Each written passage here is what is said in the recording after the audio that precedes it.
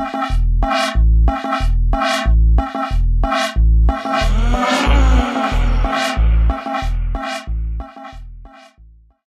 hello, welcome to the Nobby Horton podcast, the chit-chat show with fascinating people. And welcome to the Nobby Horton podcast. We're here at Woodthorpe Junior School in Nottingham, part of a social experiment that could genuinely help change the world. And it needs bloody changing, doesn't it?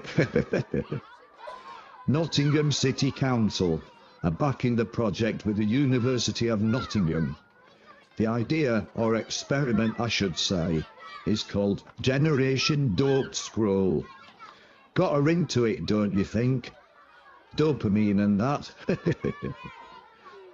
I'm here with head teacher Carol Freeman and Professor Anne Jackson from the University of Nottingham, expert in social behaviour and leading Generation Dope Scroll. It's lunchtime. The kids are out playing. You can hear them. Listen, that's because here at Woodthorpe Junior School, they've taken measures to stop kids using smartphones during school hours. And the kids are out playing, having fun, like it used to be back in the day. When I was a kid, I was out playing till bloody dark, hearing your mum shouting, "Nobby, Nobby, supper time." But these days, kids are just dope scrolling on their bloody phones. So, Professor, when did you notice the change? I mean, when did this start really? Kids glued to screens. Levels of mental illness, especially anxiety, depression, were pretty stable from the late 90s through 2010, 2011, no sign of a trend. And then all of a sudden, it's as though someone turns on a light switch and the levels of anxiety and depression skyrocket, especially in girls. And so trying to figure out what changed. And the answer, at least what I say in the book, is that in 2010, teens all had flip phones. The iPhone comes out in 2007, but teens don't really have it in 2010.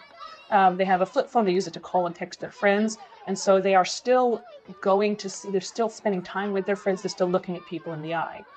But by 2015, they traded in their flip phones for smartphones with a front-facing camera, high-speed internet, and super addictive, super viral social media on the phone, which wasn't possible in 2010. And so it's that period in which there's a rewiring of this flow of development. And it now is not the ancient, millions of years old path of childhood to adulthood.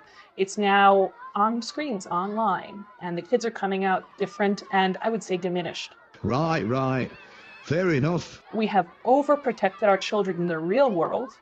That is, we've blocked them from free play, independence, and risk-taking.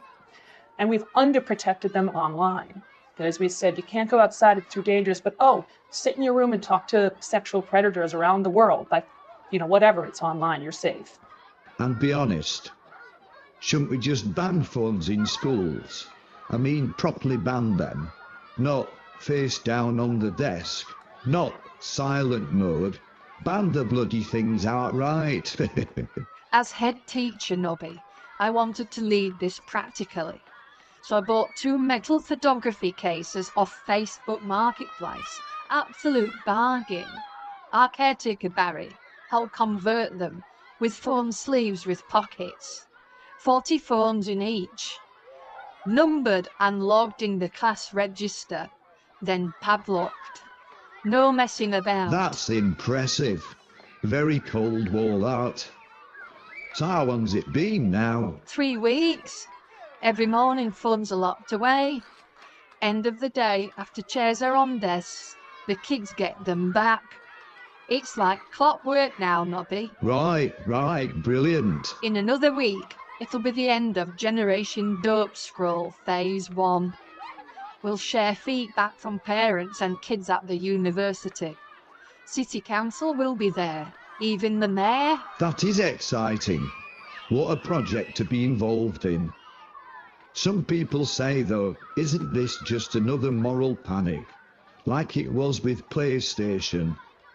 hours playing the likes of Tomb Raider, Call of Duty. There's a soldier in all of us. First, in previous moral panics, you didn't have a sudden, instantaneous international collapse in anything. But in this, you do. And there's no other way to explain why mental health goes haywire, not just in the US, but in Australia, New Zealand, Scandinavia, many, many countries. And television is really, really different in two ways. First, the dose makes the poison. So there were kids who watched 10 hours a day, and I bet they were messed up. But you and I probably watched 1 to 3 hours a day, typically. And then you'd go outside. Even if you're with a friend, you watch TV for a while, and then you go outside and do something. We couldn't watch TV 10 hours a day. But when you go from a flip phone to a smartphone, you can. And half of all kids in the United States, half of all teens say they are online almost all the time, or rather almost constantly. The phone is always in their hand. You can't do that with TV. And so 2 or 3 hours a day of television doesn't seem to be terribly damaging. 7 to 12 hours a day of scrolling and comparing and not doing anything else is damaging. So this time is very, very different. Right. I see, Professor. But is your research watertight? I mean, are you certain, about the effects of social platforms on these kids? Like, is Generation Dope Scroll just a social experiment that'll go nowhere, but cost thousands? It's like in a jury trial, for a criminal case, it has to be beyond a reasonable doubt. That's fine for a jury trial. That's fine for a scientific journal. If our kids are cutting themselves and killing themselves at much higher levels than they did before, are we going to say, let's not do anything until we're certain? Let's be totally certain before we do anything. Very interesting. Tell us, Professor, what's currently happening to Gen Z? What I'm seeing in my students and what we're seeing around the country is that because we all have limited attention, but because young people have given all of their attention to their devices, 5 hours a day of social media is the average in this country. It's mostly video, mostly TikTok and YouTube Shorts, things like that. So 5 hours a day just for that, and then another 5 to 7 hours for other things. They have no attention to actually do anything.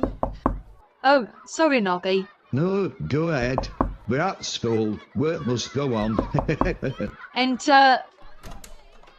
Head teacher Freeman, What is it, Nathan? Mrs. Andrews sent me. Here, it's Mark Jacobs' iPhone. Why isn't it in the metal case? He put his old iPhone X in the case and hid this on him. His new iPhone 17 Pro Max. Where there's a will, there's a way. Thank you, Nathan. I'll keep it here until home time. Off you go. iPhone 17 Pro Max. Isn't that literally the best bloody phone out there? Just over £1,000, Nobby. But there are good deals out there. O2 are doing it for £49 a month. Unlimited data. Not bad, really. I've just got one. Right. Fair enough. But that's not remotely counted. Oh, well, never mind. So, back to you, Professor. Age restrictions.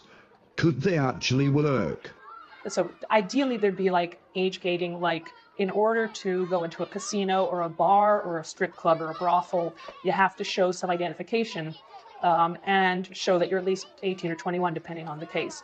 I think social media should be the same as that. But that does raise possible privacy issues. And if people have to show a driver's license or face recognition in order to watch Pornhub, I understand a lot of people aren't going to like that.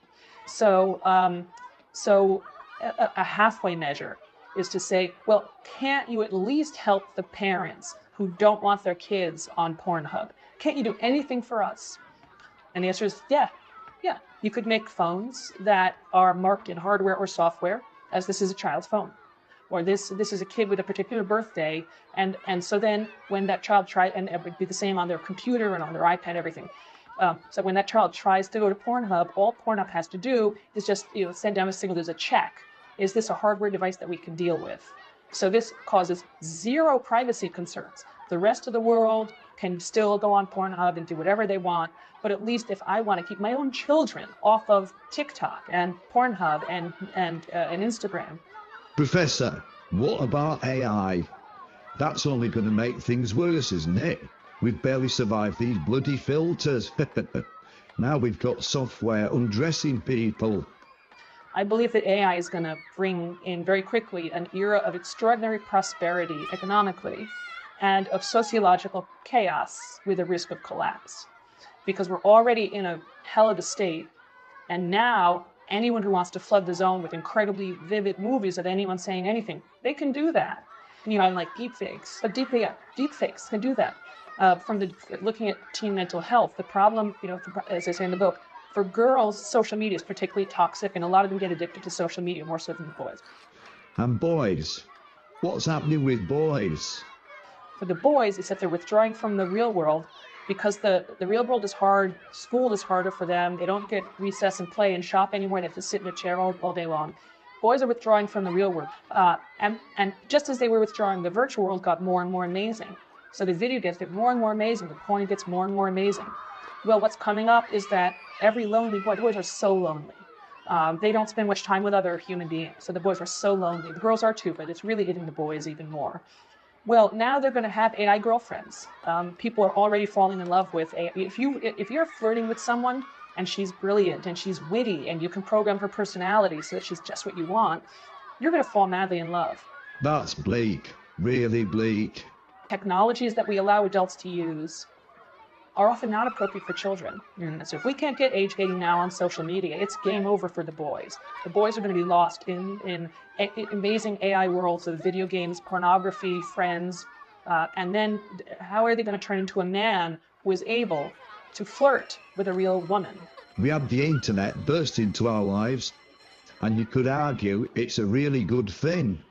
So why are these social platforms different? So two things. First, social media is not the internet. When the internet came out, people could find each other, they could find information. LGBTQ kids could find information, they could find each other. So the internet's amazing. Social media is, these are companies that have taken over our children's childhood, invited them in, created a whole world with no immune system. And as we saw before, no safety by design. Safety is an afterthought. So I think that social media is just entirely inappropriate for children. What is appropriate for children? Stories. Stories are great. Human beings tell stories. We live in stories. We've always told stories around a campfire. So if kids are going to watch a little bit of television, a story that's at least 20 minutes long, that's great. Now, they shouldn't be watching 6 hours a day, but watching a movie, watching a story is okay. TikTok is not stories. TikTok is lots of little garbage things that are degrading, and at the end of 4 hours, yet my students say, I spent 4 hours and I don't know what I saw or what I learned or what I did. It just was 4 hours down the drain. So I don't think there's any way to either give kids lots of short videos and have that be good for them, or put them in contact with strangers on an unverified platform, some of whom want to see photos of them in their underwear. Like, why are we doing this? There's no way to make that safe. Look, sorry again. Please, I insist. Enter. Head teacher Freeman, you won't believe what's happened. Spit it out, child. Someone's nicked the 2 metal cases. What? What are you saying? Some cunts nicked all the phones. Oh no. That's what I'm saying. Right, on that bombshell, let's cut the recording.